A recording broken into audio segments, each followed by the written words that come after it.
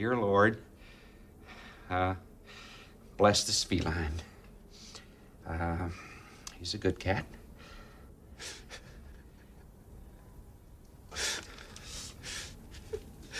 He was a good friend to Reuben. Yeah. Even though Reuben himself can really be Reuben loved this cat.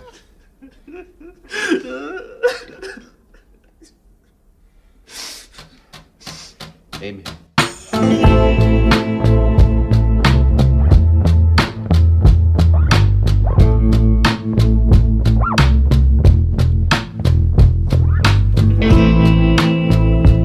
Bienvenue dans Bizarroïde.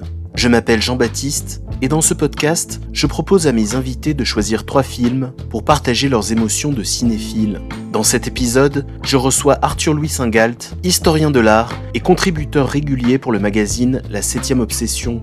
On lui doit également L'Évangile selon Nick Cave, publié aux éditions de l'Éclisse, et La Speakerine de Radio Infini, un essai publié chez Le Feu Sacré, où il partage sa passion pour les 1001 nuits. Des goûts éclectiques, brassant culture classique, moderne et pop culture contemporaine, ce qui m'a donné envie d'inviter Arthur Louis à nous faire découvrir ou redécouvrir 3 films fascinants, étranges, inclassables, bizarroïdes. Nobody has taught you that the secret to success is to fail and keep trying. If you haven't failed, you haven't tried. Well, that's really profound. Sure worth $3,000, huh? Let me tell you something, pal. You don't like what I'm saying, you can leave. Nobody's forcing you to stay here. Good. Sit. All right, this has gone far enough. Would you escort Mr. Tuttle and his friend to the door, please? You touch me, and I'll sue you into a coma. I paid my money, and I'm staying. Then be quiet. Okay, fine. It's your seminar. We'll be quiet, won't we, Reuben? Quiet as clams. Bonsoir Arthur Louis. Bonsoir. Tu as choisi 3 films qu'on peut rassembler dans des thématiques communes. Alors, il y a un motif commun, c'est bien entendu le désert, puisqu'on a 3 films où les personnages vont s'égarer dans des zones désertiques, se perdre et paradoxalement se trouver dans le désert. Mais je trouve qu'il y a également un autre point commun dans ces 3 films, c'est qu'on a affaire à 3 films de misanthropes, on peut dire. En tout cas, de prime abord, on a l'impression que ce sont 3 films de misanthropes qui révèlent plus tard le cœur émotionnel de leur récit. Alors, je te propose qu'on commence par Rubin et Ed, qui est un film réalisé par Trent Harris, avec dans les rôles principaux Howard Hessman et Crispin Glover. C'est un film de 92. Je pense qu'on peut qualifier le film déjà de buddy movie d'une certaine façon. Je sais pas si tu es d'accord avec ce terme, hein. Je pense que c'est une sorte de buddy movie, un buddy movie certes décalé, un peu barré, mais on part sur une dynamique de buddy movie avec des personnages qui, au début du film, ne sont pas faits pour s'entendre et qui, progressivement, au fil de leurs péripéties ensemble, vont se rapprocher et nouer une amitié. Voilà, je sais pas comment toi tu ferais un pitch un peu plus élaboré de Robin et Ed. Bon, bah, très rapidement, on est dans la région de l'Utah, on est même à Salt Lake City, je crois, en tout cas pas loin, comme beaucoup Ouais. de Trent Harris vient de là-bas. On découvre Ed qui est dans une sorte de séminaire affreux pour gagner de l'argent et qui a des allures de pyramide. Ponzi. Oui, Ponzi, merci. Pyramide de Ponzi, donc un peu de truc d'arnaque. On découvre ce personnage. On voit clairement qu'il est une moumoute, qu'il est habillé de manière, une sorte d'élégance un peu vulgaire. Il part donc à la suite de ce séminaire, il est chargé pour engranger de l'argent, de trouver des personnes qui accepteraient d'y participer également en mettant la somme de $3000. Il tombe sur Rubin, qui est une sorte de misfit, alors qui est l'excentrique marginal de base, un type alors, qui est joué par Crispin Glover, qui a un peu une allure un peu crumbienne, comme ça, mais qui est pas du tout sympathique. Et ce type-là, en fait, quand on le découvre, son chat vient de mourir, il vit dans un hôtel avec sa mère, il écoute Malheur, très triste, et sa mère l'encourage à aller dehors pour se faire des amis. Voilà, ça c'est le truc, faut que tu ailles dehors te faire des amis. Il tombe sur Ed, qui lui a besoin de quelqu'un pour son séminaire, et finalement, Rubin accepte, mais bon, alors il se passe plusieurs choses, mais l'idée c'est d'abord, avant de rejoindre le séminaire, d'aller enterrer le chat de Rubin au milieu du désert de l'Utah, comme tu dis, ce duo très mal accordé part en voiture à plusieurs péripéties et voilà, ouais, c'est de se retrouver. Alors ce que tu disais, c'est très juste au départ, hein, c'est vraiment un buddy movie, mais avec des personnages dont on peine à vraiment avoir de la sympathie au départ. Hein, que ça soit Ed, qui est vraiment le type pathétique, le loser splendide, vraiment un moumoute de l'Utah, et Rubin, qui est une sorte de marginal. Crispin Glover, on pourrait avoir de l'affection, mais le type est vraiment pas sympa, un peu fou. Voilà, donc et puis comme tu disais aussi très bien, donc on a cette traversée du désert. Voilà, alors, il y a la notion, donc les misanthropes se retrouvent au désert parce qu'ils font le désert autour d'eux. Alors là, c'est plus la misanthropie, c'est plus l'excentricité d'un personnage et l'attitude très loose de l'autre qui les ont isolés et qui fait qu'ils ont fait que le désert s'est fait autour d'eux. Et voilà comment, avec ce motif de l'enterrement du chat, hein, qui est porté dans une glacière et qui va pourrir au fur et à mesure dans la glacière, c'est assez terrible. Ils vont essayer de se retrouver. Donc c'est à la fois des discussions sur l'économie, la culture. C'est un film indé très très bizarre qui échappe à pas mal de ce que pouvait représenter le cinéma indépendant des années 90. Il y a une loufoquerie, une esthétique qui est quand même et aussi une intellectualité. C'est quand même un film assez cultivé, hein, parce qu'ils ont des discussions sur Cat Stevens, Malheur, Cat People, Andy Warhol. Il y a un truc qui revient très drôle autour d'Andy Warhol. Il y a une critique faite à Andy Warhol. Et le film se passe comme ça, va brasser plein de choses, comme voilà l'amitié, le capitalisme, l'argent, l'amour des animaux aussi, la solitude, une sorte de débauche. Alors c'est un petit budget, une sorte de débauche de loufoquerie très intéressante. Oui, bah oui, je suis d'accord avec toi. C'est vrai que ça a le charme comme ça très particulier du cinéma indé américain Mm. de cette époque. Il y a quelque chose de, je trouve, qui rappelle peut-être même du John Waters, le John Waters. Ouais, Alors pas le John Waters le plus agressif des années fin 60-70, hein, mais le John Waters qu'on a eu justement dans les années 90, dans la tout façon à fait effectivement d'accord. de faire des personnages presque des gravures de bande dessinée un peu d'une Mm. certaine façon. Je crois que tu as cité Crump tout à l'heure. Ouais, C'est vrai qu'il y a quelque chose où on a presque l'impression parfois de voir une bande dessinée filmique en fait. C'est un film qui est assez audacieux visuellement, agressif. Alors c'est pas non plus un film qui est complètement agressif sur sa vision du monde. Quand je disais misanthrope, il y a ce début de misanthropie au début parce que on a des personnages, on a l'impression que tout le monde énerve tout le monde en fait. Quand on voit les premiers rapports entre les personnages, ouais, la mère est agacée, Ed est agacé par ses échecs, Rubin est agacé qu'on le demande de sortir de sa chambre. Tout le monde s'agace les uns les autres, quoi. complètement. C'est assez étrange, mais c'est pas non plus un film abominablement cruel. Enfin, il y a eu un cinéma beaucoup plus cruel, beaucoup plus agressif. Là, on est dans quelque chose qui est pas forcément aussi virulent de prime abord, mais c'est pas de l'agressivité que montre le réalisateur, mais en tout cas une certaine audace, une certaine Ouais. volonté d'exprimer une identité forte, d'exprimer un rapport à la marginalité, quelque chose qui se veut revendicatif presque, mais pas forcément d'une agressivité insupportable non plus. Moi, ce que je trouve aussi en plus intéressant dans le film, c'est que finalement, on a ces deux personnages qui nous paraissent loufoques, mais finalement, quand on regarde autour d'eux, les personnages secondaires, on peut pas dire non plus qu'ils soient des Oui. modèles de normalité et d'équilibre mentaux, quoi. Hein, quand on Oui, voit oui, non, mais même plusieurs choses par rapport. T'as dit plein de choses super intéressantes, notamment sur John Waters, la bande dessinée. Il y a un côté aussi Freaks Brothers, cette vieille bande dessinée, mais moi, toute cette catégorie de films années 90 et qui se caractérise, ouais, c'est pas de la cruauté qu'on peut avoir dans un certain cinéma indépendant, mais plus de la tendresse, qui va aussi dans la façon, tous les thèmes intello du film, parce que c'est un film quand même cultivé, comme je te disais, passe aussi de manière pas du tout lourdingue, pas du tout sentencieuse. Et moi, cette catégorie de films, pour moi, visuellement, en termes de famille, il y a vraiment un truc qui réunit tout ça. Alors, et pour moi, c'est vraiment Matt Groening et les Simpsons qui composent comme ça un catalogue esthétique dans lequel ce film peut être attaché. Et qu'on peut retrouver Pynchon, Matt Groening, les 10 premières saisons, quoi, vraiment exceptionnelles des Simpsons, parce que maintenant, on parle de quelque chose, c'est un grand cadavre, les Simpsons qui orbitent comme ça autour de notre imaginaire, hein, après 75 saisons. Mais il y a vraiment ce truc dans l'espèce de caractérisation des personnages, la loufoquerie, qui est permanente, hein, d'ailleurs, et comme tu disais, c'est vrai que c'est un monde intégralement, alors tout le monde est en colère, c'est un monde où personne ne va, quoi, où tout est dissonant. D'ailleurs, il y a un moment, Ed, quand il essaie d'avoir des gens dans la rue pour leur proposer le séminaire, il a deux réponses. Il y a un type qui aboie, mais clairement avec des aboiements Mm. de chien.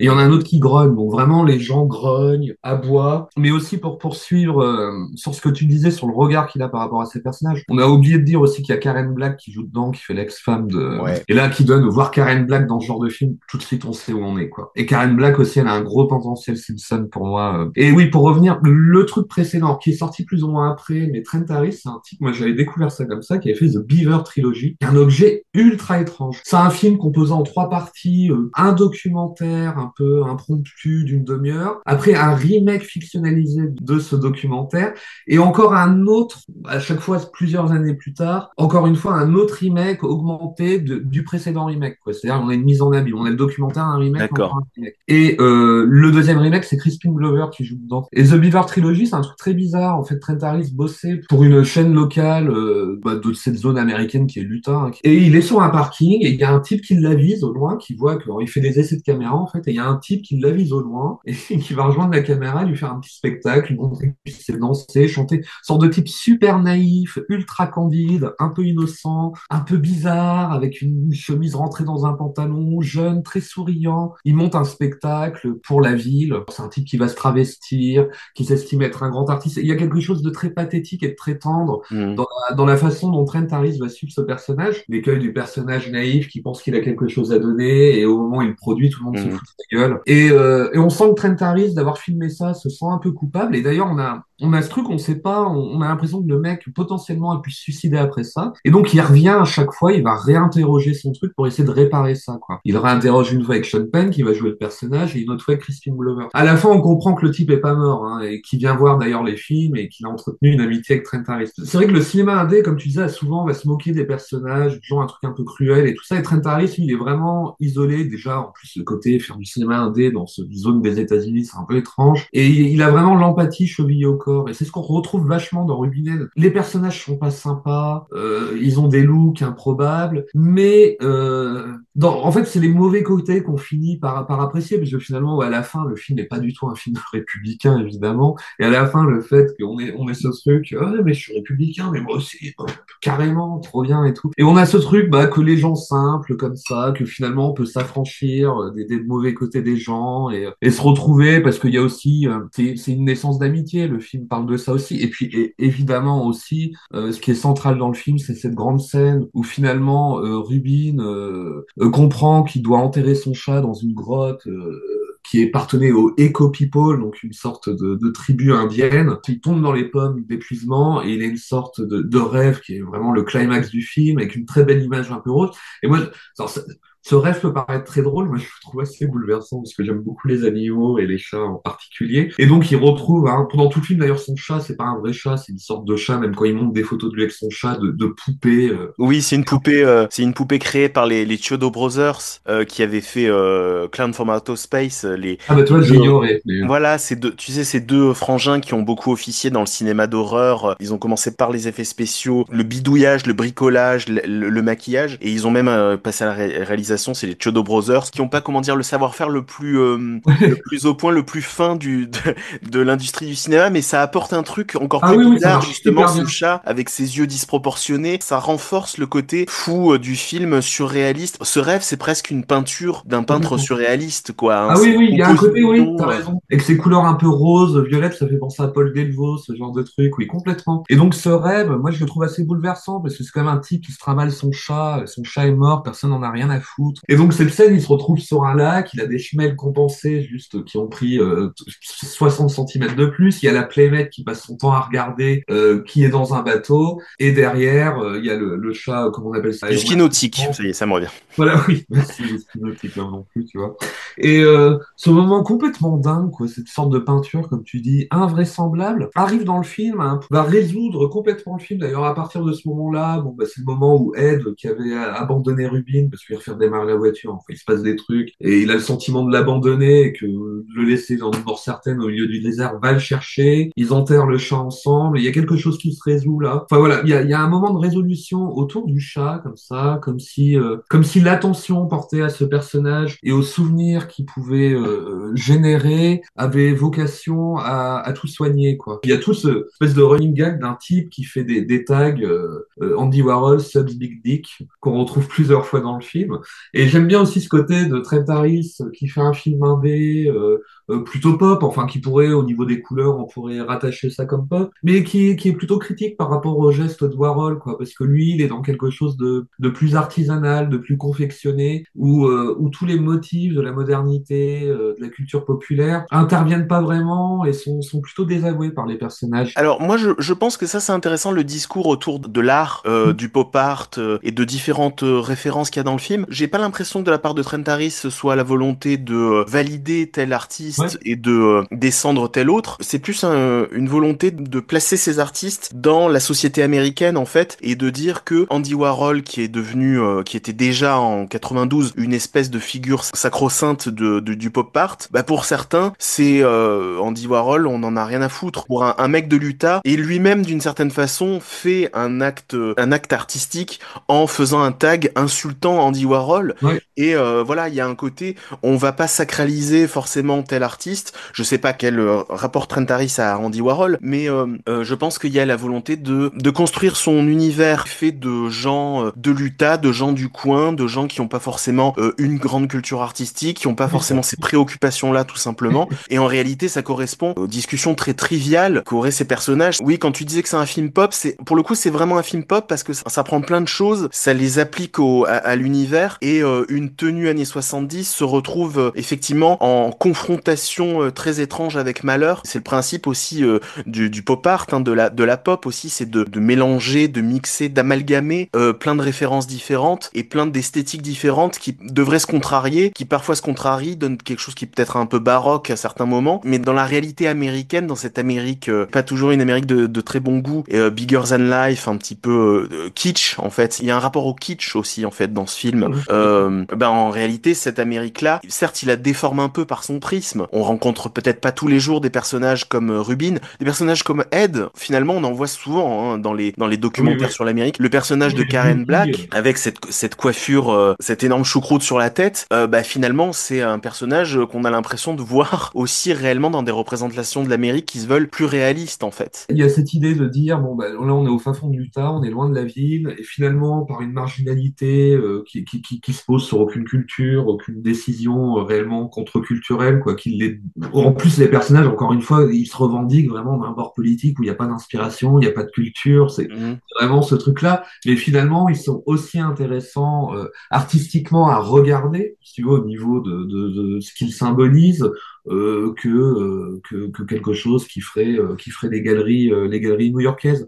Et les Simpsons, c'est un peu ça aussi, quoi. Il y a un côté, c'est Springfield, donc c'est pas la grande ville. Et Trent Harris, il y a vraiment ce côté régionaliste. Puis en plus, toujours, encore une fois, dans un endroit des États-Unis qui est pas connu pour sa scène musicale démente, pour ses grands Non. cinéastes. Et il y a aussi un truc intéressant sur Salt Lake City, et c'est la capitale des Mormons, comme tu le disais aussi, c'est aussi le fief d'une secte, l'Utah. Il reste quelque chose de sectaire et de très particulier du point de vue régional, là aussi, à Salt Lake City. Je me demande quand même s'il n'y a pas quand même une légère critique de ça dans le film, même si on ne prononce pas le mot mormon, parce que la pyramide de Panzi que tu évoquais tout à l'heure, le système très douteux dans lequel se retrouve Ed, il y a des mantras de gourou, il y a un Ouais, comportement de horrible. gourou, et je pense qu'il y a quand même une transposition du côté sectaire dans le monde de l'entreprise, Ah oui, complètement. ce qui existe d'ailleurs, hein, il y a réellement eu des sectes à peu près à cette époque-là, donc dans les années 90-2000, il y a réellement eu des sectes qui se sont développées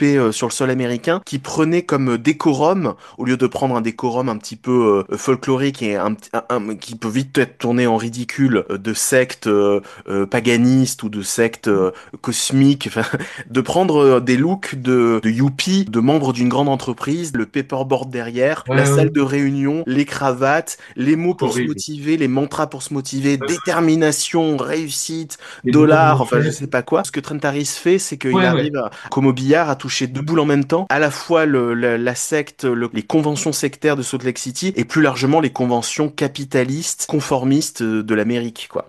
Ah oui, oui, complètement. Le capitalisme comme religion. D'ailleurs, en plus, ils ont vraiment, ouais, Ed, il a vraiment un look d'évangéliste, comme tu dis, des années 80, de la télé. Exactement. D'ailleurs, qui porterait des moumoutes à part des évangélistes de la télé, tu vois? Enfin, j'ai Ouais. l'impression que ça doit être la communauté où il y a le plus de ports de moumoutes. Oui, oui, il y a vraiment cet aspect-là. Et qui est très Simpson aussi, encore une fois, comme des évangélistes. Enfin, ouais, après, c'est vraiment ma culture jeune à ce niveau-là. J'ai vraiment cette iconographie Simpson bien ancrée. Et quand je vois des films de cette période, ça me parle évidemment. Et comme je te disais aussi, moi, je fais toujours le lien, parce que Matt Groening étant un grand fan de Thomas Pynchon et Pynchon, un personnage des Simpsons, il y a aussi chez Trent Harris, dans ce film-là, la caractérisation des personnages, le soi des personnages, une espèce de côté aussi un peu post-moderne, toke-pop aussi parfois. Il y a un truc un peu Pynchonien aussi. Alors évidemment, sans l'espèce de gros Oui, réseau oui, de bah c'est ce que je références. disais, ce que je disais tout à l'heure en parlant du mot pop, mais t'as raison, en fait, ça va un peu au-delà de ça, Ouais, sur les valeurs, puisque le postmoderne, c'est une crise des échelles de valeurs, hein, le postmodernisme. Et c'est un peu ça, oui, sur les valeurs esthétiques. Tout a été trop mal axé par la société, et effectivement, on se retrouve avec une crise des valeurs, des hiérarchies, des goûts, des références, des cultures. Malheur et ouais. Andy Warhol qui se retrouvent, voilà, dans le même bain, quoi, on va dire, dans le même bain culturel. Je suis d'accord, ça va même au-delà d'un côté pop, ça va même dans un côté postmoderne, oui. C'est un film très équilibré sur les motifs et les symboles qu'il transporte, comme une toile très bien organisée, très bien composée. Alors, c'est un film toujours très bien cadré. Et je pense que les éléments qu'il a mis dedans sont faits pour se répondre de manière incessante, comme ça, sans se résoudre tout à fait. Mais le canevas final est vraiment superbe, quoi. Il y a vraiment, moi, quand je pense à ce film, et là, quand on en parle, c'est toujours plein d'émotions différentes, quoi. De l'amusement, beaucoup d'intérêt aussi. Comme on disait, il y a quelque chose de très brillant dans le côté postmoderne, de manière d'engager les références, de les tourner en dérision, mais en même temps de faire des renvois, des rappels dans les looks, l'esthétique, le territoire, parce que traverser quand même avec les Indiens, c'est aussi ça avant les pionniers, quoi. On est dans l'Amérique d'avant sa colonisation. Mais même ça, je trouve que c'est très intéressant et c'est la représentation du désert, le désert comme une espèce d'enceinte de recherche existentielle, en fait, c'est quelque chose qu'on retrouve souvent, hein, Hmm. métaphysique presque, hein, c'est une caisse de Ah oui, oui. résonance métaphysique. Et là, je me suis dit, quand il y a ce moment, comme tu dis, le moment de basculement du film où Rubin manque de mourir, enfin, et revoit son chat, il est dans cette grotte avec ses inscriptions étranges sur les parois. Là, je me dis, ok, on va entrer dans le côté mystique du film presque. Et finalement, là aussi, il le traite de biais, en fait. Ah, complètement. On a l'impression qu'il a déjà dépassé cette représentation-là, qu'il a déjà vu cette représentation-là du désert. D'ailleurs, je me demande si dans un épisode des Simpsons, il y a pas au moins dans un ou deux, trois épisodes des Il y a des Simpsons épisodes comme ça, des c'est parodies de ça aussi, où le ciel, tu sais, le ciel est mauve, tu vois, les complètement. serpents à sonnette se mettent à parler. Et en fait, là, on a l'impression que Trent Harris, lui aussi, se dit, oui, je sais que le désert, ça peut résonner comme ça, on peut avoir cette vision psychédélique ou, voilà, Oui, oui, chamanique. chamanique, tu vois, le côté, j'ai pris de l'ayahuasca et je fais mon Ouais. périple, voilà. Et en fait, finalement, là aussi, il le traite de manière, la vision folle qu'on va voir dans ce truc-là, c'est le rêve, en fait. C'est le personnage se met à rêver, le film, en fait, se met à rêver. C'est pour ça qu'il dévoile son cœur, en fait, le film, c'est parce que le film C'est se met lui-même qui peut arriver. T'as raison. à rêver, à se souvenir. Et donc c'est une vision qui est pas du tout celle qu'on pourrait attendre. On va pas voir des choses qui sont ancrées dans cette esthétique. On n'est pas dans Blueberry d'Yann Kounen ou on n'est pas Non. dans voilà, on est ni chez Werner Herzog Oui, ni chez oui, Terrence Malick. On est dans quelque chose qui reste un peu fou et qui représente la psyché de Rubin, quoi, qui représente le côté très complètement. coloré, très pop de Rubin avec ses grosses semelles et son chat de cartoon, quoi. Je suis entièrement d'accord. D'ailleurs, en plus, c'est le truc assez marrant. Il se rend compte à la fin que le logo du séminaire Oui, qui oui, raconte oui. Ponzi, c'est équivalent quand on le couche à l'envers des tags, enfin des signes Oui, de oui. pariétal sur les parois de la grotte qui ont été laissés par les Eco People. Tout Et ça, là, c'est c'est pareil, ça pourrait être une grande révélation. On se dit, ah, non, non, c'est la juste. grande révélation voilà, qui nous ouvre des horizons, mon Dieu, mais en même temps, c'est très, bon, bah voilà, c'est aussi Oui, puis très c'est mettre les deux sur anecdotique. un plan équivalent, c'est assez dingue, quoi. Détachez-vous de ces trucs, c'est-à-dire la mystique indienne, Exactement, la ouais, ouais. mystique capitaliste, on se détache de ça. Ouais, c'est totalement ça. Maria, le café. Ah, ah, quelle horreur. Ah, ah, maman. Oh, ça vous amuse de persécuter une pauvre femme, hein? Une pauvre, c'est toi qui le dis. Oh, T'es une Richarde, oui. oh, comme vous voudrez. Je suis riche, et alors? Alors debout, on va au boulot, c'est l'heure. T'as compris? Parce que si on travaille pas, on mange pas. Va faire le ménage. Oh. Mais je n'aime pas ces manières. On pourrait savoir si ça va durer encore longtemps, ce jeu de massacre. Donc je te propose qu'on passe au deuxième film de ce podcast. Tu as choisi de parler de Vers un destin insolite sur les flots bleus de l'été, qui est un film de Linda Wertmüller sorti en 1974. Est-ce que tu arriverais à nous faire un pitch de ce film? Oui, l'histoire est assez simple. Et puis ça commence. Ça a été repris par le film d'Ostlund, une sorte de canevas un peu facile comme ça, Triangle of Sadness, sans filtre. Ça part en comédie italienne à la Dino Risi. On est en pleine Méditerranée sur un très beau trois-mâts. Donc l'équipage est composé de gens qui ont loué ce trois-mâts, qui sont des gens sophistiqués de la bourgeoisie italienne d'un côté, et de l'autre on a les petites mains du navire qui sont des Italiens du sud, puisqu'on est quand même dans le sud de l'Italie, qui s'occupent de redresser les voiles, faire à manger, cuire les pâtes et distraire un peu l'équipage. Au milieu, alors il y a deux personnages qui, comme ça, vont être mis en avant sur cette première partie. On a Raffaella, qui est la femme du type qui a loué le bateau, qui est une sorte de blonde, mais vraiment insupportable, qui passe son temps à critiquer les communistes. Alors, c'est la social-démocrate chrétienne, capitaliste, sans cœur. Vraiment, c'est le discours qu'on entend tout le temps. C'est le discours CNews, je sais pas. C'est une litanie de trucs, avec une mauvaise foi, avec un manque de culture. C'est dit avec une vulgarité permanente.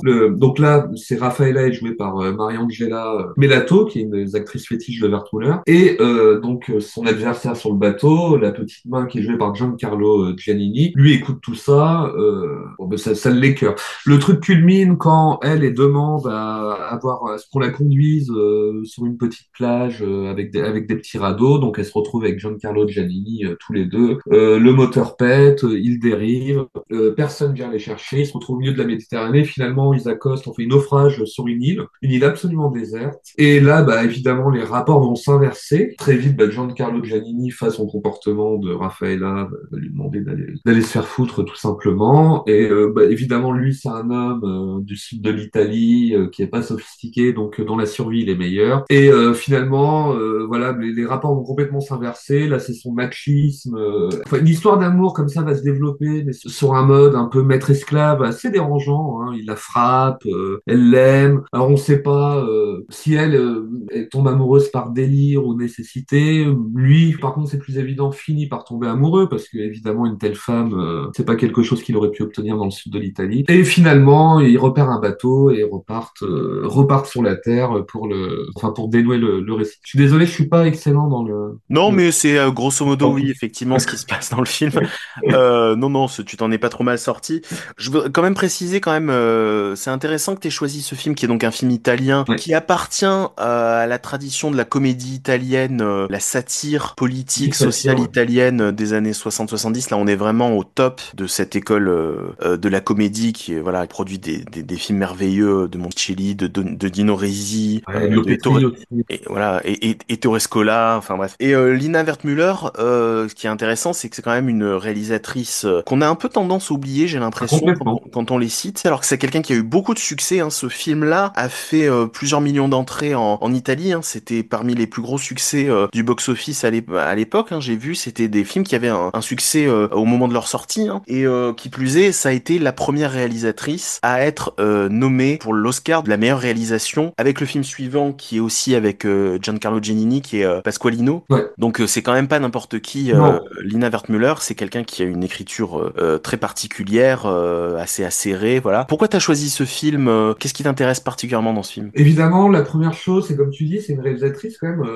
assez méconnue, alors que ses films sont assez extraordinaires, sont assez uniques. Alors évidemment, il se rattache très bien, comme tu le dis, à cette tendance italienne, là c'était l'âge d'or, de la satire politique, de gauche, enlevée, à la fois brillante et parfois caricaturale. Enfin, moi j'adore ce cinéma-là, c'est vraiment des plus grands cinémas de tous les temps pour moi. Et elle commence, je crois, elle passe chez Fellini Fellini, elle est chef-op chez Fellini à un moment, qui la repère, enfin, elle connaît tous ces types-là, je crois même qu'elle travaille un peu avec Pasolini avant de commencer à faire des films, et puis elle a vraiment son âge d'or, là, ça va être de tous les films qu'elle va faire avec Giancarlo Giannini, où il y a souvent Mariangela Melato, ça commence avec, il y a Mimi Metallurgico, qui est son film de mafia, après Vers un destin insolite qu'on traite là, il y a Amour et anarchie, qui est extraordinaire aussi, sur la montée du fascisme à Rome, en Italie, et à Rome plus spécifiquement, et Pasqualino, c'était Bellezze, où il y a juste Giancarlo Giannini, qui est un film assez terrifiant et qui synthétise bien son cinéma. Et c'est vrai que son cinéma, on peut le rattacher comme ça globalement à la comédie italienne, mais c'est toujours des films dont la dramaturgie, la violence, dans ce qui est montré, il n'y a pas de retenue, qui sont souvent très perturbants et dont toute la dimension comique s'effiloche comme ça au fil du récit. Ouais. Dans celui-là, la première partie, c'est vraiment, c'est fait de manière même formellement assez dingue. La première partie, donc c'est de la comédie, voilà, comédie marine avec ce côté lutte des classes, très bien défini, très bien articulé, et puis avec ce côté très caricatural, c'est-à-dire que les personnages sont super laids, ils parlent mal, il y a un côté un peu altmanien, on a toujours la voix de Melato comme ça qui dit des horreurs, tout le monde s'en fout, mais elle dit, peu importe les gens qui passent, les critiques qu'elle peut faire et tout. Et on a, elle a toujours des bonnets de bain sur la tête qui lui déforment, on dirait un crapaud, qui est une très belle femme, mais qui est complètement, elle est rendue un peu monstrueuse. Lui, Giancarlo Giannini, c'est vraiment le pauvre fou qu'elle arrête pas de pointer, quoi. Il est tout en poil, avec sa voix très caractéristique. Il a vraiment une voix qui aurait un pouls, justement. Et au fur et à mesure que le récit se développe, avec ce qui leur arrive, le film devient de plus en plus beau. On a plus cette petite musique lounge qu'on a au début, là, de petit truc Oui. italien qu'on a en permanence. Elle disparaît pour des très belles cordes, le ciel s'obscurcit, les personnages deviennent beaucoup plus beaux. D'ailleurs, ils sont sur une île déserte, mais ils commencent à avoir les cheveux plus propres. Évidemment, ils sont pas rasés de près ou quoi que ce soit, mais le film gagne en beauté, et l'amour s'installe, et puis en plus, c'est un amour complètement malade, parce que on sait pas sur quoi il se base, quoi, si c'est sur le désespoir, l'opportunisme d'un côté, le désespoir de l'autre, la manipulation, le machisme, le sadisme, une sorte de vengeance communiste aussi qu'on a, il y a vraiment un désir de vengeance communiste, et qui culmine malgré tous ces obstacles. Ce truc qui peut être un peu dur même à voir aujourd'hui, parce que c'est assez violent, quoi. Il y a vraiment toute la demi-heure où ils sont amoureux, c'est quand même des rapports compliqués qui sont parfois durs à voir avec l'œil actuel, qui Ouais. très italien. Et puis Wertmüller, c'est quelqu'un qui y va, qui a pas peur de. C'est du cinéma très subversif. Et moi, c'est vraiment cet aspect de ce cinéma que je trouve assez génial, qui était le truc très italien aussi. C'est pas la seule à faire ça à cette époque, mais elle même ça, c'est peut-être tout son regard féminin aussi qui va changer le truc, parce que c'est vrai que le cinéma italien de cette époque, c'est vraiment que des mecs, quoi. Hein. Et même mondial, c'est que des mecs. Et elle a quand même un regard particulièrement intéressant. Et puis cette manière aussi à chaque fois de partir sur des biais politiques très clairs et de les dissoudre comme ça sur des interrogations, parfois philosophiques, métaphysiques. Il y a vraiment le film complètement sur la lutte des classes, mais après, j'ai l'impression comme ça qu'il avance et qu'il n'y a plus que la lutte entre les individus. Le truc facile autour de ce film, c'est-à-dire lutte des classes, après lutte des sexes. Moi, je crois qu'il y a vraiment quelque chose qui interroge la lutte entre les individus et sur la notion de l'amour plutôt que sur les biens ou les richesses. C'est vraiment quelque chose qui disparaît à un moment dans le film. Pour toutes ces raisons, la première fois que j'ai découvert ce film, j'étais assez ahuri. Je me faisais un marathon Nina Wertmüller et je m'étais dit finalement, justement, dans ce truc de changement d'image, où le couple devient beau et malgré la violence de ce qui se trame, il y a quand même de la beauté comme ça qui arrive, et même parfois de manière super triviale. C'est vraiment une des plus belles histoires d'amour dans sa vie. Alors, c'est pas une histoire d'amour comme on l'entend, c'est pas un film romantique non plus, mais je trouve que c'est une histoire d'amour extraordinaire. Personne l'a traité vraiment comme ça, parce que finalement, c'est ce qui est fait du film. Superbe histoire d'amour, très malade, mais très belle. Ouais, je suis assez d'accord quand t'as dit que c'est la comédie se délitait au fur et à mesure du film. C'est vrai que c'est ça, c'est-à-dire qu'on commence, comme tu le disais, au tout début sur le bateau. Moi, j'ai été surpris par le côté très enlevé. Ça parle très vite, ça parle beaucoup, ça clac, clac, clac. Les plans vont vite. Tout est très comédie latine, quoi, méditerranéenne, comme ça, cette énergie-là. Et c'est vrai que on va aller progressivement vers autre chose. Il y a aussi que le décor prend plus de place. Aussi, je trouve, le décor va être de plus en plus sublimé par la photographie et va vraiment devenir beaucoup plus présent, beaucoup plus signifiant et beaucoup plus fort du point de vue dramatique, quoi. l'emprise du décor sur eux. C'est presque un paysage d'Éden en fait. Et leur physique, il évolue en fonction de ce paysage parce que, comme tu disais, il est très hirsute. Giancarlo Giannini, comme ça, avec ses grands yeux éberlués, avec parfois une clope au bec qui lui déforme la bouche, le coin de la bouche. C'est la façon dont il nous apparaît quand il est sur le bateau. Et là, il a presque l'allure d'une espèce de faune en fait, Ah oui, complètement. d'un Entre satyre en fait. Corsair et le faune, ouais. Et alors que elle, avec ses cheveux blonds, Tout à fait. qui sont irréels, c'est un blond complètement travaillé. Ses grands yeux, comme tu disais au début, elle a un physique qui nous paraît très antipathique. Elle a quelque Ah, chose. complètement,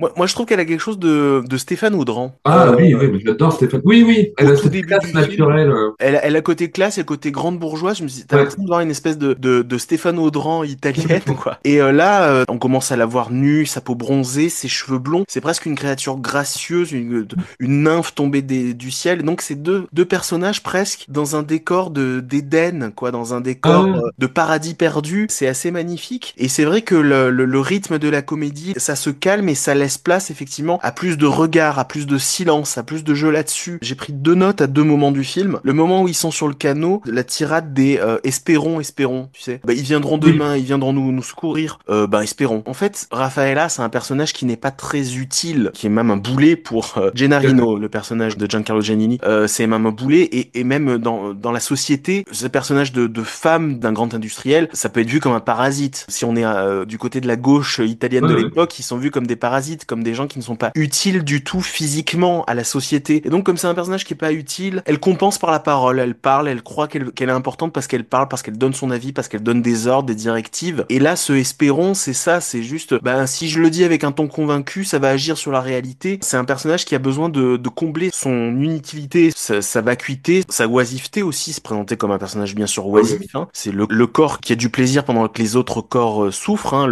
C'est un schéma classique marxiste ou communiste. Et après, elle va plus ou moins se taire. Alors bien sûr qu'elle se tait aussi parce qu'elle se prend des gifles de la part de Gennarino, et c'est là, effectivement, comme tu dis, le malaise qu'on peut ressentir aujourd'hui en voyant ce type de relation entre les personnages. Tu vois, par exemple, j'ai pris un autre moment du film où déjà les choses ont évolué, donc sur le rythme du film, sur le ton du film, où à un moment, donc, il allait menacer de la violer. Là, les spectateurs de 2025 qu'on est, on est crispé à nos fauteuils quand on se dit, oh là, qu'est-ce qui va se passer? Puis il y a une pirouette, en fait, Lina Wertmüller s'en sort par une pirouette qui est presque plus cruelle, en fait, qu'un viol. C'est qu'il lui dit, non, tu ne mérites pas. C'est un truc assez terrible, très cruel. Et elle revient plus tard le voir. On imagine qu'ils ont passé la journée sans se parler après cet événement. Et elle revient le voir au coin du feu le soir. Donc il a tué un lapin, il a dépecé un lapin. Et elle dit, ça me rend malade ce que tu as fait. C'est la seule phrase qu'elle s'autorise à dire entre 2 longues phases de silence et de regard appuyés entre eux. Lui ne répond pas d'ailleurs. Il y a une ambiguïté parce qu'on se dit, elle parle de ce qui vient de se passer, donc ça a joué avec ses sentiments, cette scène, alors que pourtant on était parti sur un viol, donc il y a quelque chose d'un peu malsain effectivement dans leur relation qui se crée. Ou alors elle parle du lapin qu'on vient de tuer, qu'on a dépecé, et nous-mêmes on est un peu écœurés par la vision qui ponctue ça, d'un lapin dont on arrache la peau pour le faire cuire. Et en même temps c'est un peu aussi elle, le lapin, c'est aussi elle, la petite créature fragile dont il a arraché la couche supérieure, la couche qui l'a protégée, les acquis sociaux qui l'a protégée. Elle se retrouve un peu nue, quoi. D'un coup on se met à jouer sur des choses qui sont beaucoup moins explicites, qui sont beaucoup moins verbales. Toute la densité des paroles, du discours va se décanter pour laisser place un peu à l'essentiel, en fait, dans le rapport. Oui, tu as entièrement raison. C'est qu'au début, on part, c'est un sketch des monstres, des nouveaux monstres de Dino Risi, quoi. C'est ça, voilà. Et on y va à fond, ça sature. Il y a un côté altmanien aussi, comme je te disais, dans la bande-son, une espèce de superposition des dialogues. Mais oui, t'as raison, c'est très bien vu le truc du lapin, parce que oui, la pirouette pendant la scène de viol avorté, c'est il arrive à la soumettre et lui, il lui dit non, il fait faudra que tu me tombes amoureux de moi, quoi. Il y a vraiment. Et qu'est-ce qu'il entend par là, quoi? Et au bout d'un moment, elle tombe éperdument amoureuse de lui.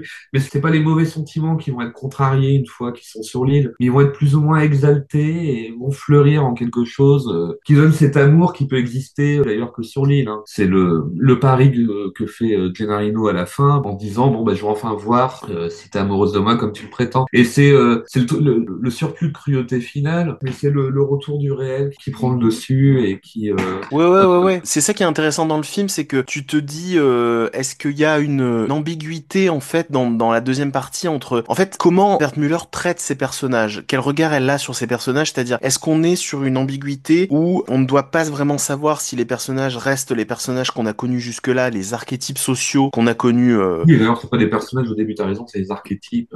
Voilà. Et tu te dis, est-ce qu'on reste sur ces archétypes sociaux? Est-ce qu'on est encore là-dedans? Et elle s'amuse à les torturer sur une île déserte et à les mettre face à leurs contradictions, à leurs paradoxes et à leur fragilité? Ou est-ce que on a des nouveaux personnages qui apparaissent, donc justement, quand on leur a retiré cette couche sociale, est-ce qu'ils sont devenus autre chose? Est-ce qu'ils sont revenus réellement à leur part d'humanité primale, j'ai envie de dire, tu vois, Oui. primitive en fait, hein, sur cette île? Est-ce que c'est juste les apparences et en fait c'est complètement faux et ça reste les personnages qu'on a vus jusqu'au début? Ou est-ce que vraiment j'offre à ces personnages cette parenthèse?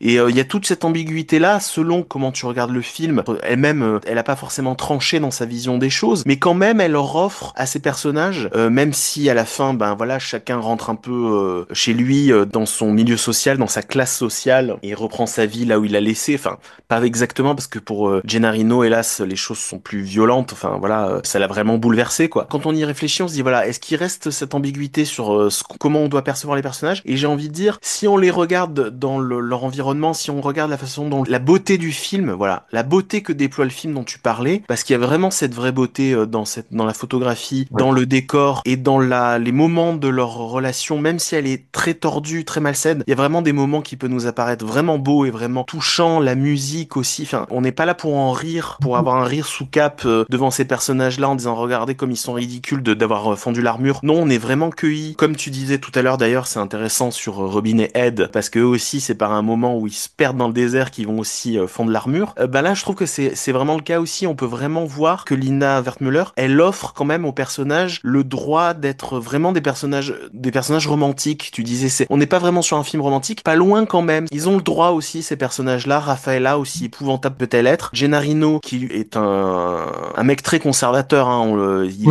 c'est un communiste de la classe ouvrière, mais il est détestable parce que on l'entend plutôt sur le bateau parler de la place des femmes, parler de la marijuana, du rapport à la drogue, Oui, par oui. rapport aux libertés. Il a le droit lui aussi d'être un personnage, et c'est ça qui est très touchant à la fin. La scène aussi où il lui parle au téléphone tout en la voyant, elle est à l'autre bout du quai, quand ils sont revenus à terre. À ce moment-là, le film va vraiment se défaire de ce qui peut dans la comédie italienne désamorcer l'émotion, la montée de l'émotion, ce qui peut faire basculer les choses dans quelque chose d'un petit peu sarcastique, on va dire. Là, je vais réellement construire autour d'eux un décorum, une ambiance réellement romantique. Ces personnages-là ont droit aussi à une histoire d'amour, aussi étrange peut-elle être. Ils ont droit à cette parenthèse. Moi, je pense qu'il y a vraiment ça dans le film. On en revient vraiment à quelque chose qui est de l'ordre d'une fragilité humaine, d'une nudité des corps et des sentiments, qui est vraiment sincère et qui est vraiment sans arrière-pensée sarcastique ou ironique. Voilà. Mais c'est vrai que oui, il y a une volonté de réconciliation aussi de deux Italies. Là, Mmh.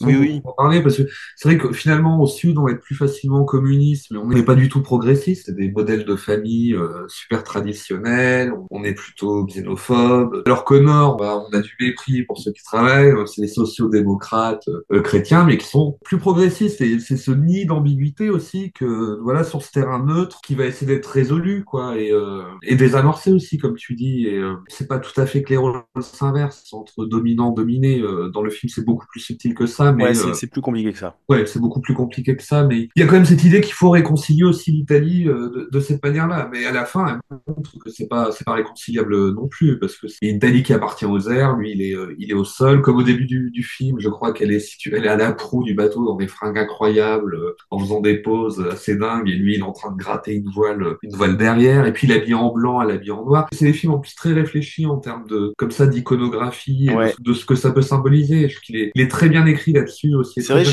j'avais pas pensé. C'est vrai qu'elle part en hélicoptère, elle a un côté hors sol, elle atteint Ah des ouais, ouais, hauteurs complètement, que ouais. lui ne peut pas atteindre. C'est vrai que j'avais pas pensé à ça dans la Et même fin. ce qu'on voit en plus, ce qui est terrible, c'est que finalement les conjoints comprennent quoi à la fin. Gennarino, il se fait complètement humilier, sa femme le tape avec un sac, elle repart Ouais. avec une valise, il essaie de la reprendre. C'est vraiment humiliant. Elle part dans le ciel, mais on voit pas la gueule de son mari, quoi. On se dit que bah chez les hyper classe, on s'en fout un peu des infidélités. D'ailleurs, il y a toujours ce truc dans le film où Gennarino, il est convaincu qu'ils ont des mœurs complètement. Il arrête pas de lui dire mais vous faites des orgies, vous vous droguez. Et c'est toujours oui, c'est toujours rappelé aussi ce côté du type de gauche qui est pas du tout progressiste. Et c'est un peu la singularité italienne que met le film en évidence. Et ces autres films que je recommande beaucoup, moi, je pense que c'est celui celui-là le meilleur. Mais ils sont tous très spectaculaires. Et on a c'est un écueil, c'est facile de dire ça, mais on a un ascenseur émotionnel à chaque fois, moi je trouve, dans ces films qui est.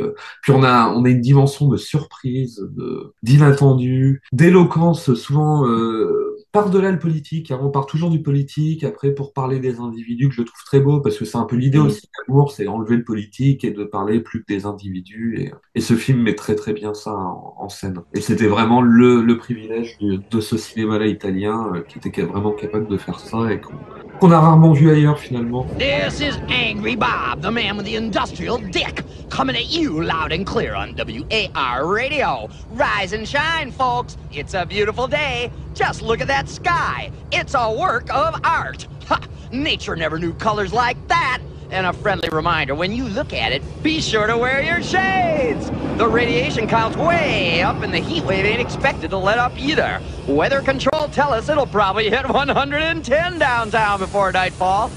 As for the good news, there is no fucking good news. So let's rock with one of our golden oldies. Donc on passe au troisième film. Et là on change du tout au tout en termes de genre cinématographique et d'esthétique, puisqu'on va du côté de Hardware, un film britannique réalisé par Richard Stanley en 1990. On est dans la science-fiction, à la fois je dirais un mélange entre du post-apo et du cyberpunk d'une certaine façon. Je pense. Enfin, le film, on va voir, brasse beaucoup de choses différentes. D'ailleurs, est-ce que tu arriverais à faire un pitch pour résumer un peu le projet Hardware? Oui, donc post-apo, un peu métal hurlant, ce genre d'esthétique très 90, qui est pas encore justement, quand je l'ai revu, je me dis, c'est pas encore la science-fiction des geeks, c'est la science-fiction des mecs qui lisent métal hurlant, qui aiment Corben, des mecs qui viennent de Conan et qui arrivent, enfin, c'est ce truc-là, quoi. Et donc, on est dans ce monde post-apo où la Terre est plus ou moins empoisonnée, un type assez étrange, avec vachement d'allure, trouve un bout de robot dans le désert qui va revendre une sorte de quincaillier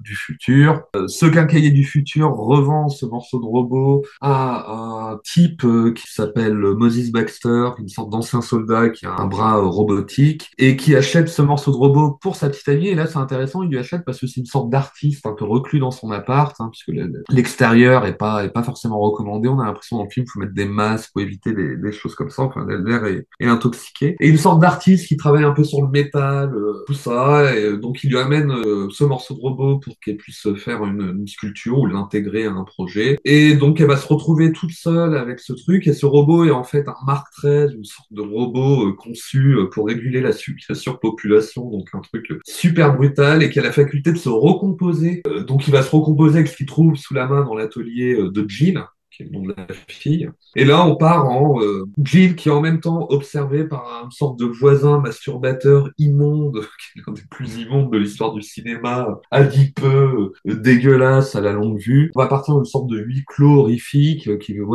Terminator en huis clos, quoi, un peu, avec cette esthétique cyberpunk, notamment, j'y reviendrai après, mais Stanley, c'est quelqu'un qui vient du clip, et pour cerner son esthétique, c'est vraiment, c'est le mec qui faisait les clips pour la deuxième vague gothique anglaise, qui est cette vague un peu gothique spaghetti, avec les groupes genre Climb Up Climax, pas des groupes extraordinaires qui sont restés beaucoup, mais toujours avec des grands chapeaux en cuir, look qu'a Stanley d'ailleurs lui-même, qui l'incarne lui-même.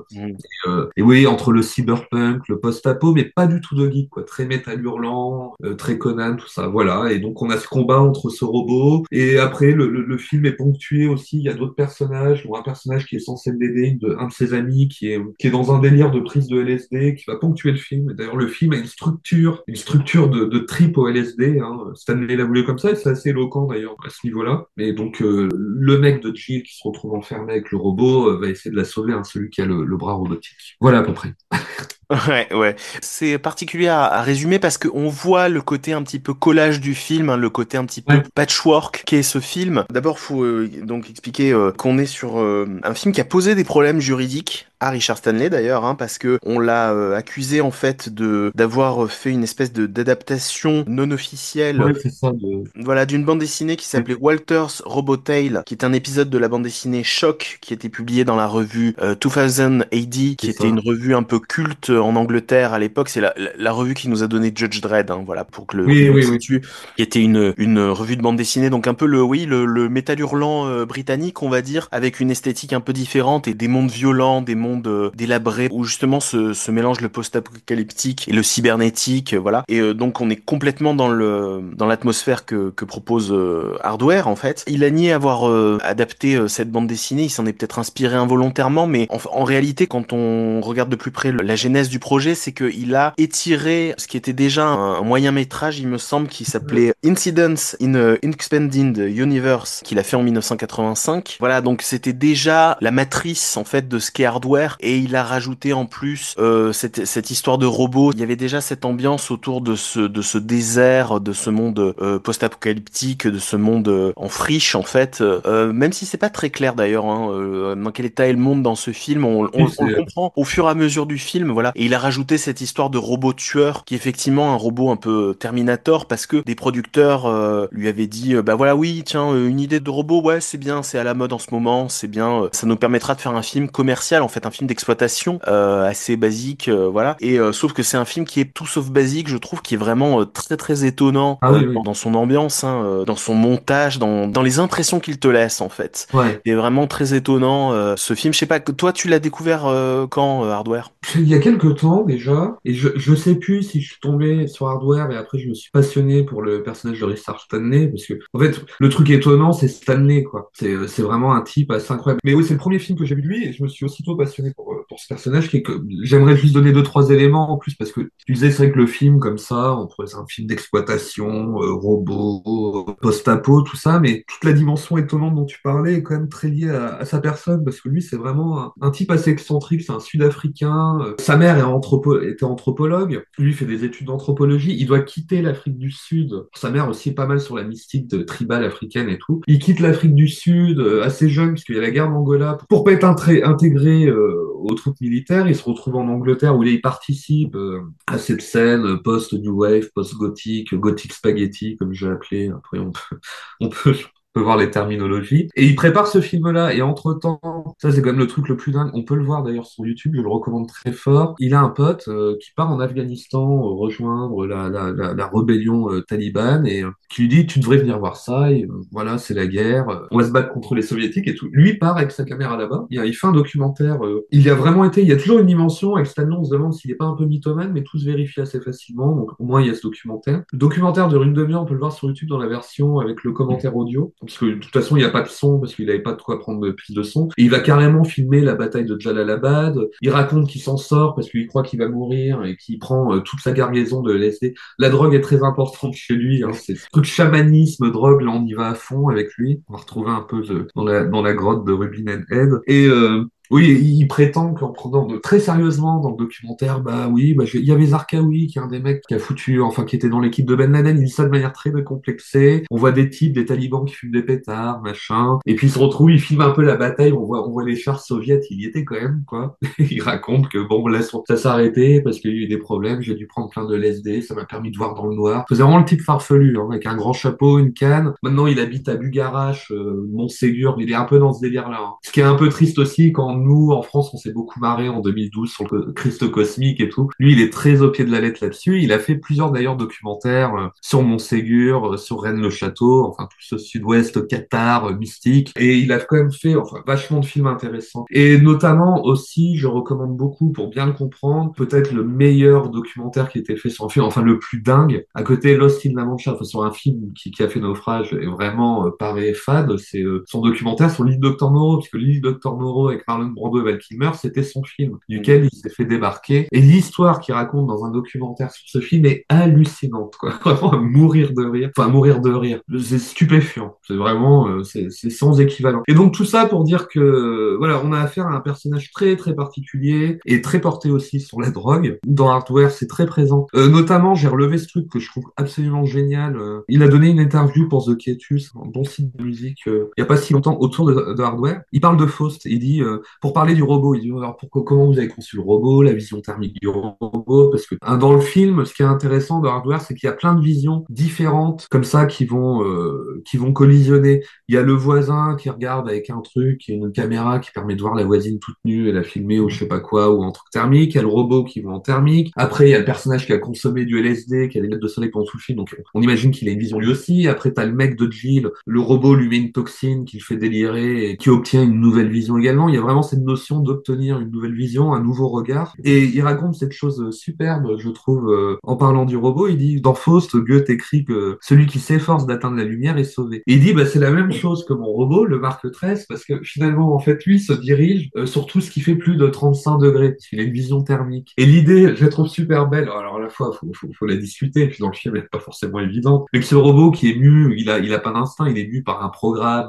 destructeur. Mais finalement, comme un papillon, il va toujours se collisionner sur là où il y a de la lumière ou détruire ce qui est lumineux. Et j'adore cette idée. Pour comprendre le robot, qui est selon Stanley dans une dimension un peu mystique de recherche de vérité par la lumière, hein, de sa propre vérité, les personnages, Jill fume des pétards, il y a vraiment ce truc. D'ailleurs, il y a toute une famille de la science-fiction de métal hurlant, de type un peu défoncé, et Stanley fait vraiment partie de ce truc. Tu parlais de Blueberry aussi tout à l'heure, on retrouve un peu cette dimension-là. Et sans compter aussi, c'est quand même un film coolos parce qu'il est très punk et qu'il y a Iggy Pop qui fait une voix dedans, il y a toute une diégèse où on entend Motorhead, il y a Lemmy qui fait une voix, il y a Iggy Pop qui fait un speaker à la radio, donc il y a une dimension super cool aussi dans le film, punk, voilà, qu'on peut vraiment rattacher à une scène. Et donc voilà, oui, pour revenir, pour combattre le robot, il faut obtenir un nouvel état. Pour se jouer de lui, il faut obtenir cette nouvelle vision, soit par la drogue, il y a un moment, il y a une scène érotique, donc on peut penser qu'elle est un peu exaltée par ce qui est arrivé au jeu.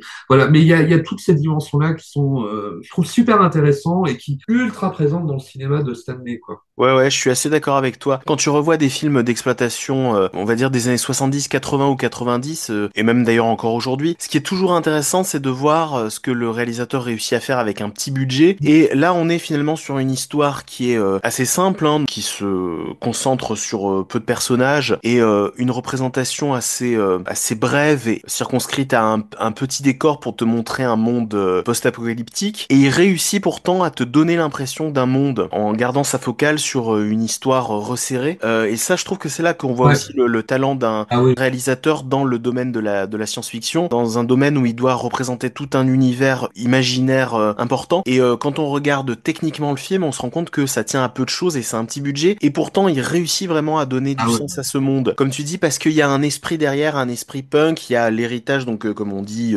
probablement de ses lectures 2080 ou d'autres références comme celle-là. Et puis, comme tu disais aussi, peut-être de l'environnement mystique, chamanique dans lequel il a grandi. Voilà, le fait aussi d'assumer cette part aussi de notre potentiel cérébral auprès de culture chamanique, de culture mystique, de culture animiste. Et du coup, ça donne vraiment une vraie personnalité au film où t'as pas simplement l'impression d'avoir juste un décor et d'avoir des tropes de films de science-fiction, des clichés de films de science-fiction qu'on a vus et revus.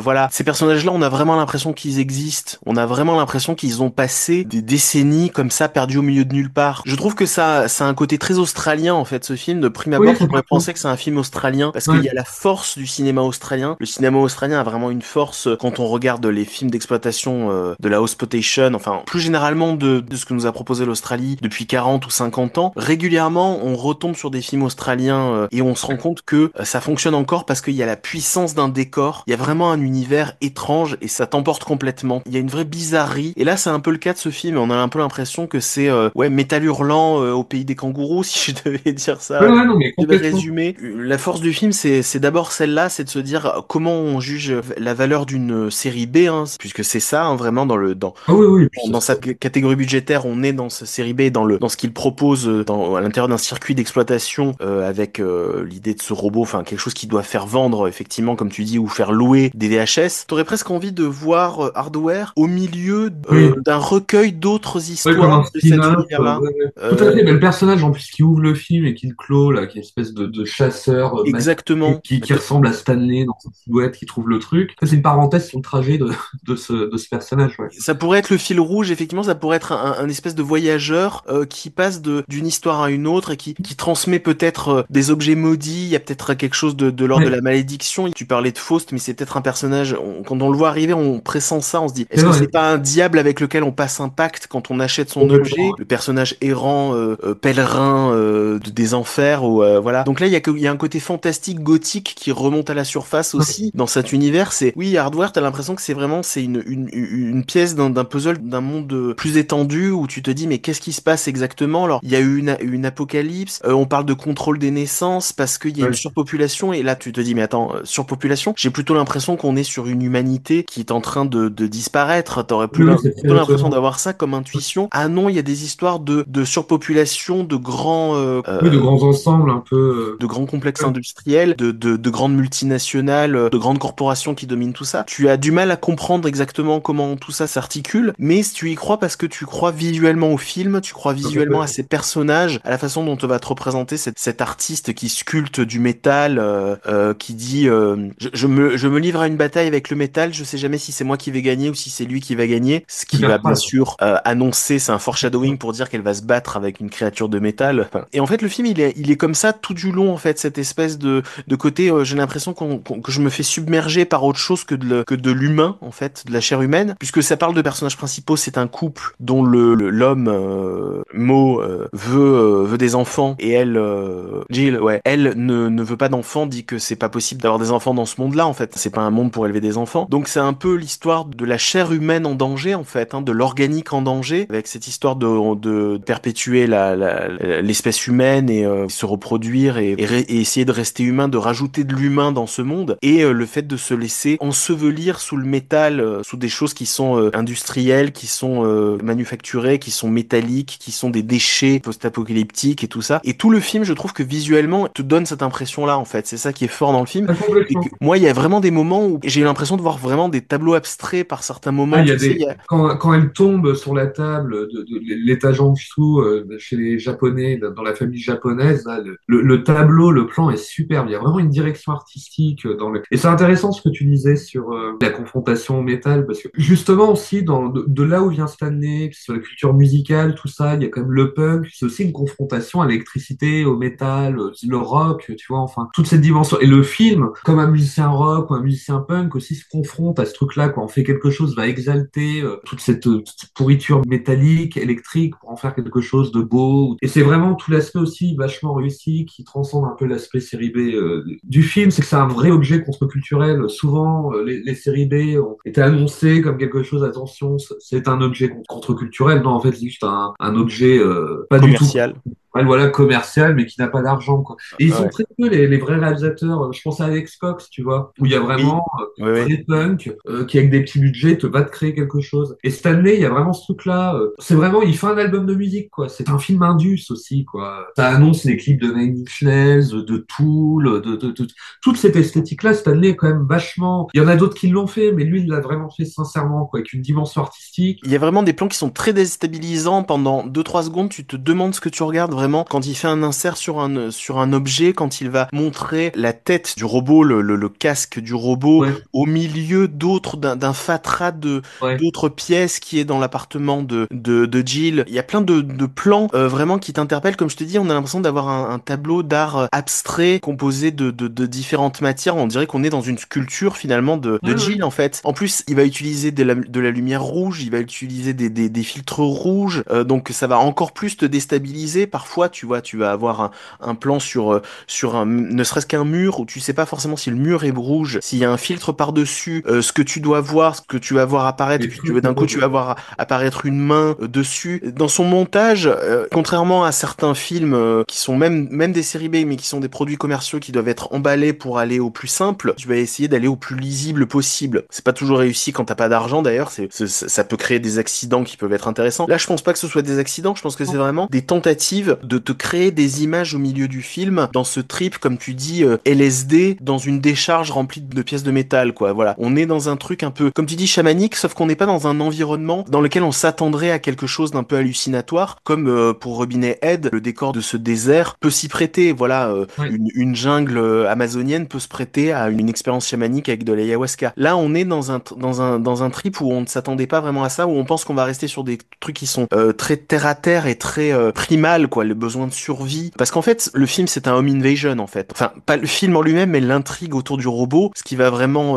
donner l'action, parce que c'est un film qui est vendu comme un film d'action. Toute l'action autour du robot qui apparaît finalement assez tardivement dans le film, c'est du home invasion. Il y a un intrus dans la maison auquel il faut échapper, quoi, qui est cette créature, ce robot. Et donc tu te penses que tu vas rester sur des choses qui doivent être très pragmatiques et très matérielles, voilà, très purement matérielles. Effectivement, autour de ça, il va y avoir quelque chose autour de la perception qui va brouiller tout ça, comme je le dis, avec des filtres rouges, avec le moment aussi de la panne d'électricité, Ouais. les stores autour de... qu'est-ce qu'on voit pas de ce décor avec ces stores derrière. Il y a aussi, c'est tout bête, mais il y a des conventions dans les films autour des couleurs où tu te dis, telle couleur annonce un danger, on met un filtre rouge ou un filtre orangé pour te montrer qu'un décor est toxique, enfin un décor post-apocalyptique est irradié ou je ne sais quoi. Là, tu sais jamais vraiment dans quelle Ouais. zone de sécurité tu es, ou si on est aussi sur une déformation de la psyché par le danger qui approche, par la vision qu'en a le robot, parce que c'est un récit crépusculaire, avec en plus un personnage qui en plus, lui, a réellement consommé de la drogue, donc a vraiment son état de conscience altéré. Donc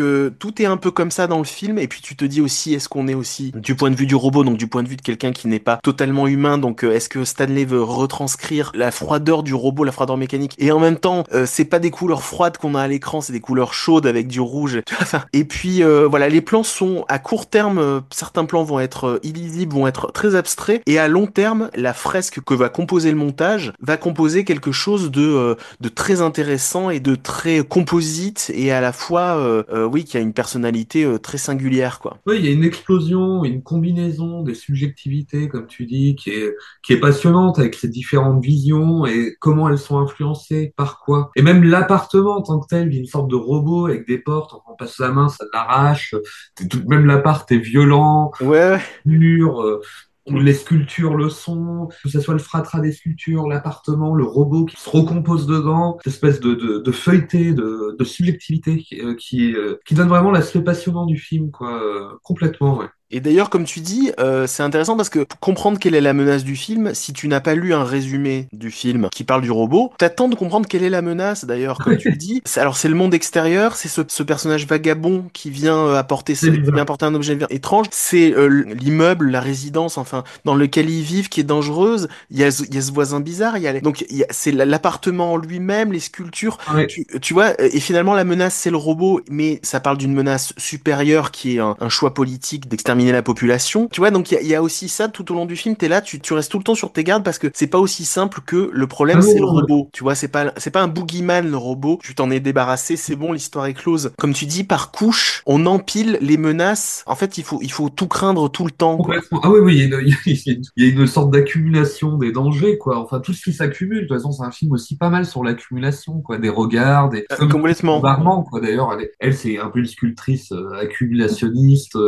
Il est vraiment, il est passionnant à plein de titres. De toute façon, oui, et puis il y a un écueil, là. Je pensais à ça. C'est le truc que je lis partout. Une espèce de critique Twitter qui consiste à dire, ah, bah, c'est machin, mais sous LSD, machin, sous kétamine. Là, lui, il a vraiment fait le film comme ça, quoi. Là, on a vraiment Terminator sous toutes les influences combinées. Et ça va aussi avec la dimension punk du film, je crois, hein, où on renverse un peu les codes, on instruit quelque chose. Il y a aussi dans la mise en scène l'utilisation des lumières, de l'éclairage, des trucs qui font penser quand même pas mal, non pas au clip, mais à la scène, quoi, au concert, Oui, oui, à la oui. scène de concert, et très très affilié à la scène Fields of Nephilim et tout ça auquel il a participé, quoi, vraiment. D'ailleurs, en parlant de musique, au-delà des musiques préexistantes qui ont été utilisées dans le film, tu parlais de Motorhead, voilà. Le Public Image, il y a un super morceau de Public Image qui doit revenir 75 fois dans le film, Ouais. que je trouve génial, qui est très daté. Mais... Oui, t'as une BO de Simon Boswell. Voilà, Simon Boswell, que je trouve aussi très très Ah, intéressante. elle est géniale. Ouais. Voilà, avec des synthés qui sont très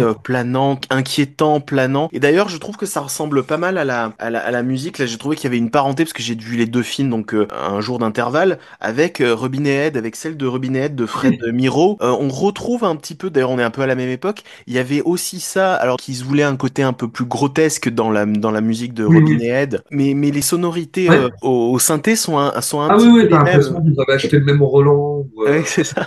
complètement. Je suis complètement d'accord. Ouais, et puis Simon Boswell aussi, il y a vachement ce truc. C'est à la fois un type qui vient du punk et tout, donc des trucs très simples, mais des fois il y a des solos très compliqués, un peu vulgaires, et qui a également aussi ce truc de guitare du futur, quoi. Oui. Et c'est un truc daté aussi, ce style de musique, mais c'est fait avec une telle sincérité, un tel savoir-faire, quoi, une telle dimension contre-culturelle que je trouve ça vraiment fabuleux. Dans Hardware, c'est un super film, quoi. Vraiment, ce niveau-là, comme quand on aime cette musique, on s'y retrouve complètement. No flesh shall be spared, but for the elect, who then shall see him coming, the Son of Man, and he shall send his angels on a mission to gather together his flock.